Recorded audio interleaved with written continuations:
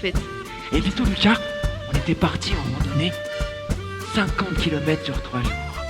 On était tous à pied, sauf lui. Lui, il marchait sur les mains. Ouais. Et moi un jour je suis allée à la piscine avec lui. Il a fait 19 allers-retours sous l'eau sans lever la tête avec un seul bras, juste pour se la péter. Et Vito Luca, il écrit beaucoup de livres. Il adore écrire, mais il dépasse jamais 100 pages. Pour que tout le monde puisse les lire en fait. Vito Luca, même quand il était petit déjà, il disait aux monstres sous son lit d'aller voir ailleurs. À 8 ans, il savait parler 36 langues, dont le panda, le castor et la grue. Quand il est né, Vito Luca, il avait déjà une si grande moustache que sa mère, elle a cru qu'elle accouchait d'un bébé loutre. C'est même un super danseur, Vito Luca. Quand il était danseur à l'Opéra de Paris, il a inventé l'Opéra de Paris. Il n'a pas inventé l'Opéra de Paris. Ça existe déjà là.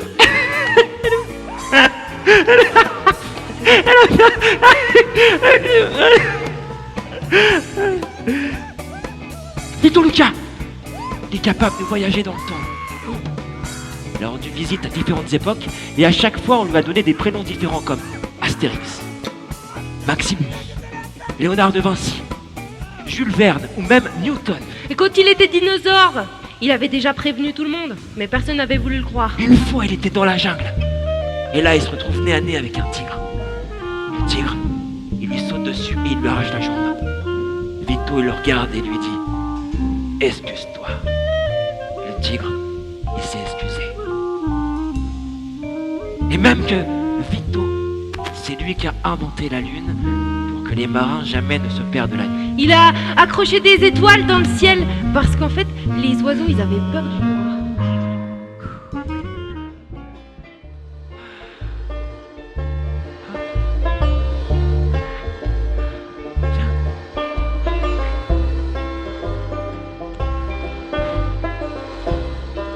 Des dinosaures célestes! Il mange des étoiles.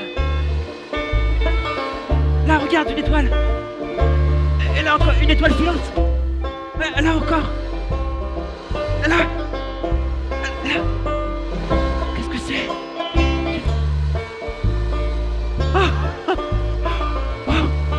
Là, c'est une comète. Il y a Vito Luca sur la comète. Il y a Vito Luca sur la comète. Il surfe sur la comète. Les cheveux dépareillés, la moustache défagotée.